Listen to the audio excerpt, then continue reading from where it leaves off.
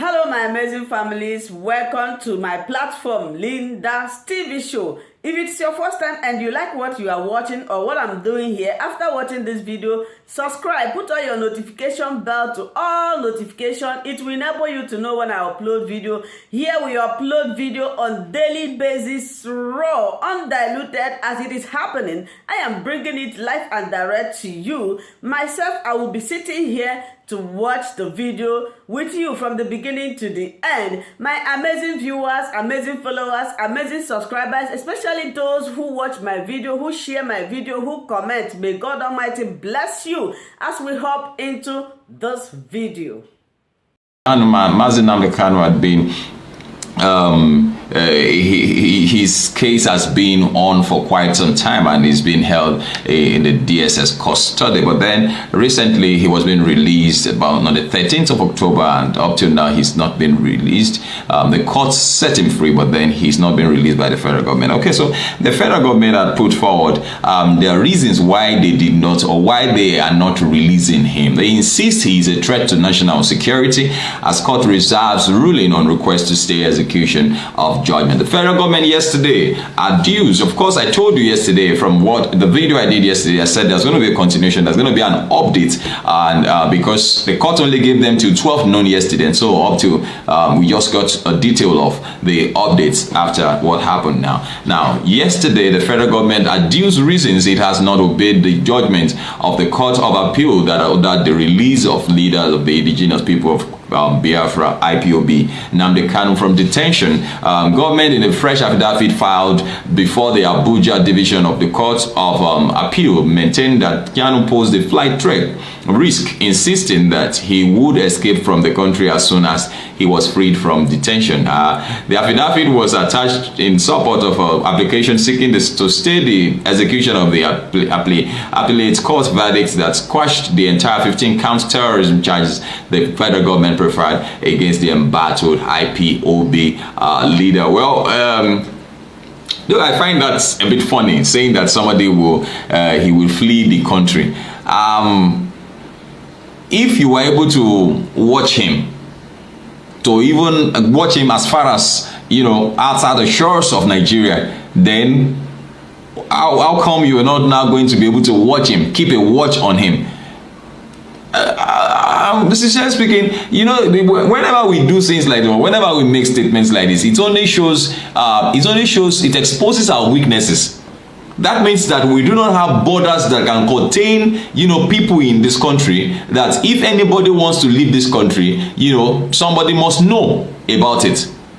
That means that as a nation, we can't keep a watch on somebody for him not to leave this country.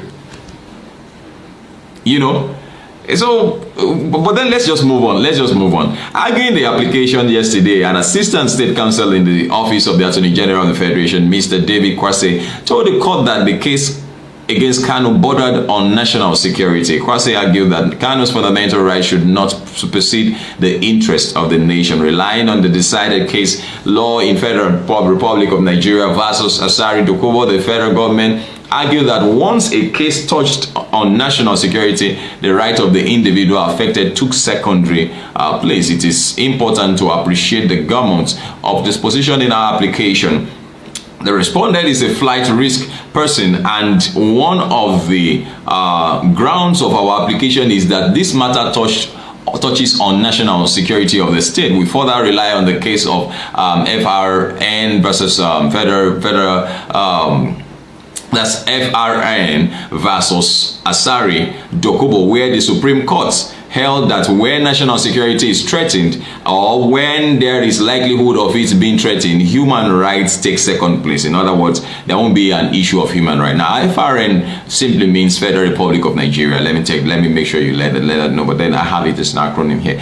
Okay, well, once there is a threat to national security, human rights of any individual can be suspended until such threat is taken care of. Once security of the nation is in jeopardy, the individual right may not even exist. You know, the government lawyers argue. But then, does that also supersede peace in the land? Because I feel that more damage had been done since this guy had been arrested than was done when he wasn't. I'm not saying that okay, he should go out and constitute a nuisance outside there. Or no, that's not what I'm saying. I'm not in support of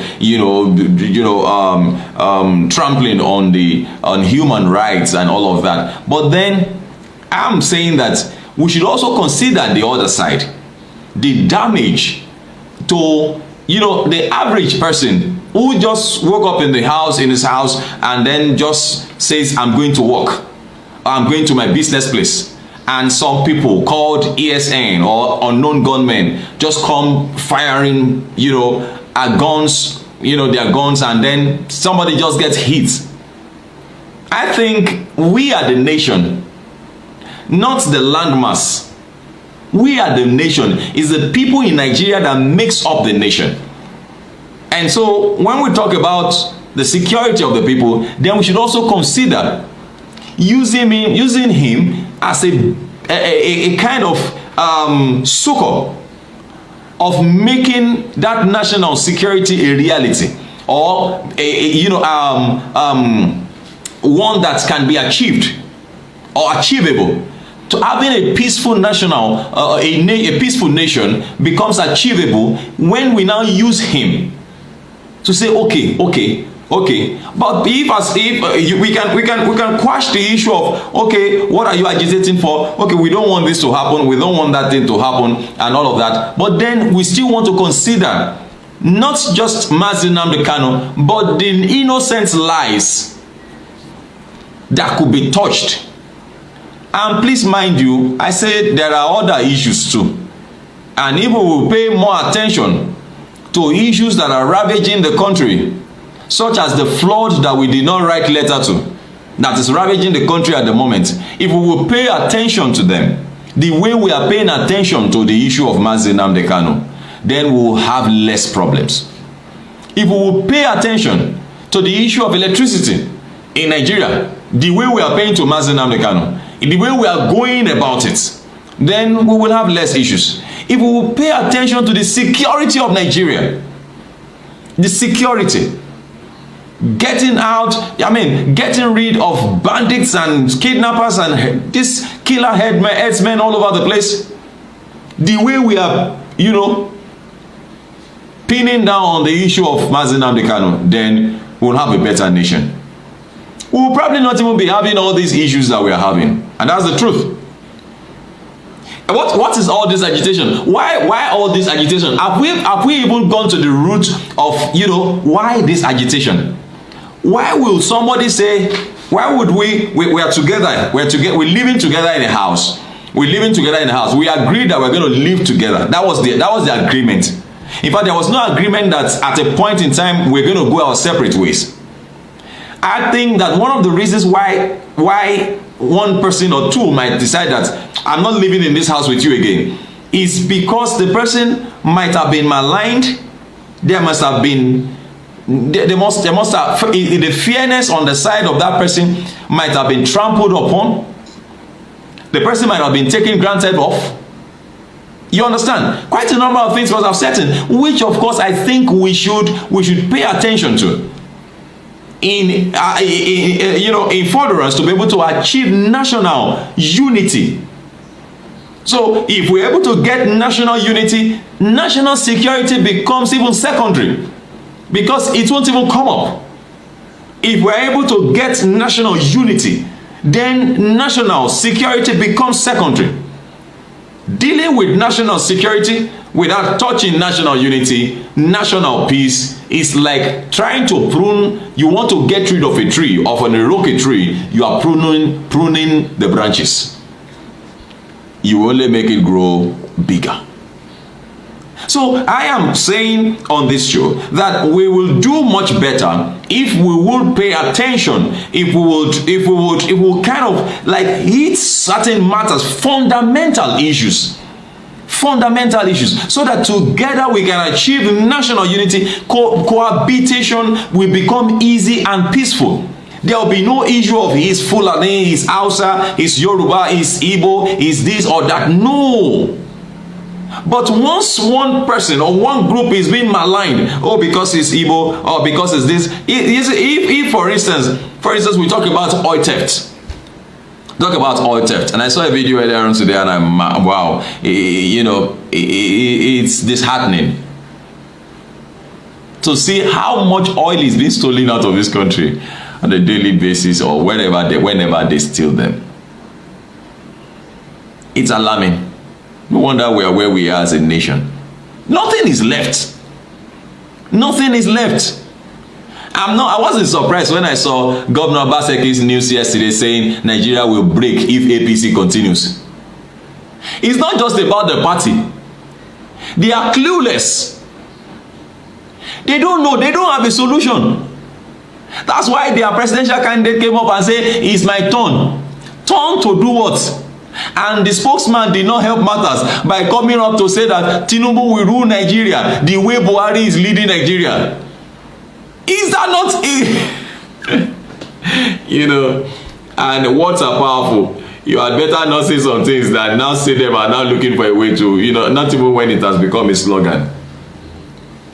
Well, besides, he told the court that intelligence reports in government's possession indicated that releasing the IPOB leader from detention would worsen the security situation in the southeast. The defendant has shown that he has the capacity to jump bail or to escape from lawful custody. There is reasonable intelligence that the enforcement of judgment of this court, pending determination of our appeal at the Supreme Court, may impact negatively on the declining security in the east. And personally, I don't agree with that.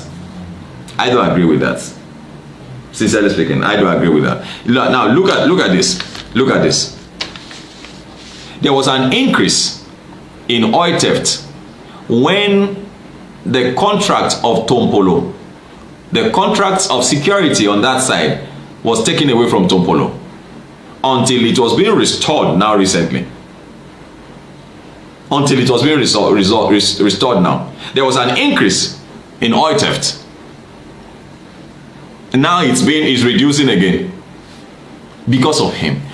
That's in a way, I just use that to say that if Nnamdi Kanu is released, the security situation on that side will not increase.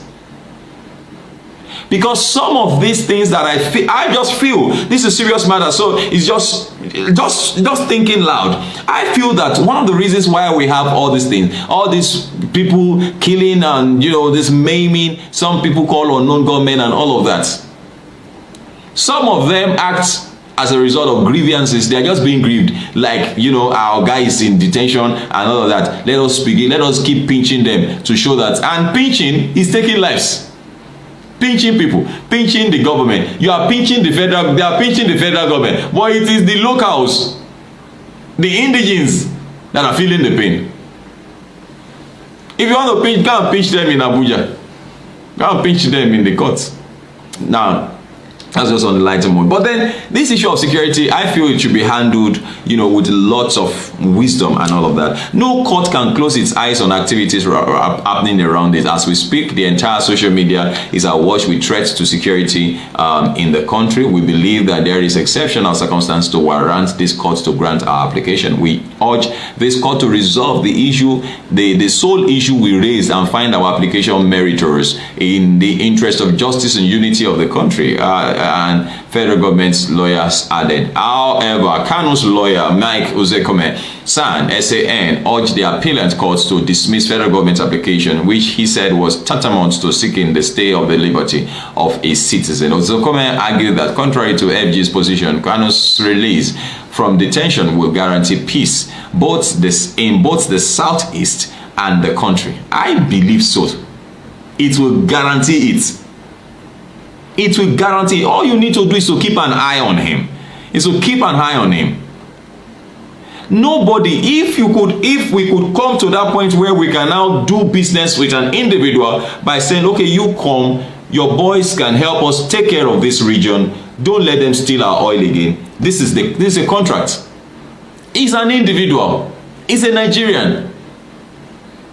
And let me tell you, most of these guys, I'm not so familiar with that region, but then most of the guys that are being used by these people to carry out this protection of pipelines and all of that, these guys, majority of them were formerly militants, destroying pipelines.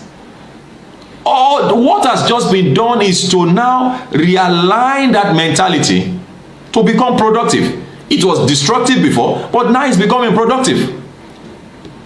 It's become productive. It's just the use.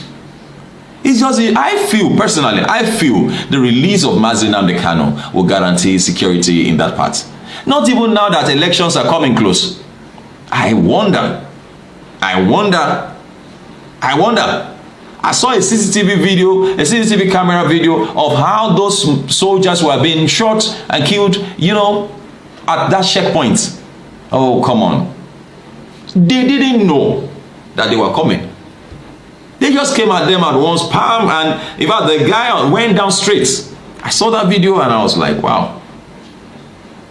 And these guys don't stop walking. They're always on the road, trying to keep everybody safe and sound.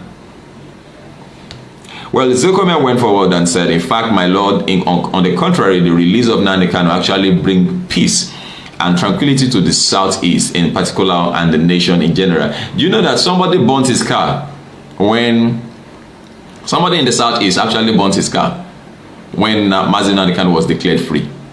He said he had promised.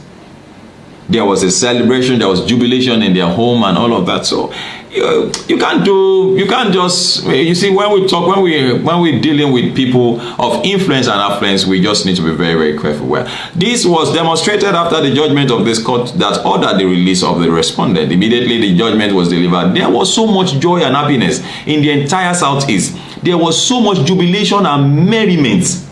So much jubilation and merriment. So much jubilation and merriment. I saw it. Saw all of that.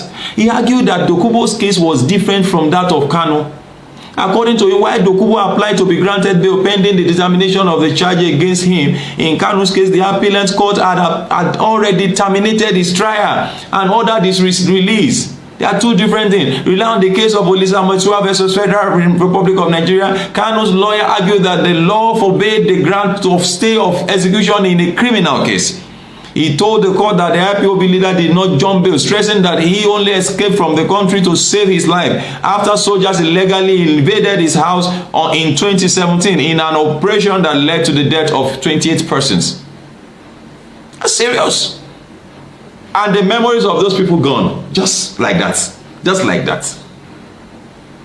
Zulkome actually argued that the federal government, being in contempt of the judgment of the appellate court, could not approach it to seek any further or favorable order. They are already in contempt of order of this court. The application is therefore nothing but a slap on the face of this court. And that's true. After the three-man panel of the panel of justice of the appellate court, led by Justice Aruna Sanami, had listened to both sides, it reserved its ruling till a date to be communicated to the parties. Meanwhile, 6 Igbo traditional rulers yesterday stormed the court to demand the release of the detained IPOB leader. The monarchs, who were all dressed in their regalia, said that they were in the court to show solidarity to their son, even as they stayed and observed the proceeding till the end. The traditional rulers that were in the court include His Royal Highness, His Royal Majesty Eze Innocent Wagwe, Secretary Umaya, Council of Traditional Rulers, His Royal Majesty Eze Nnamdi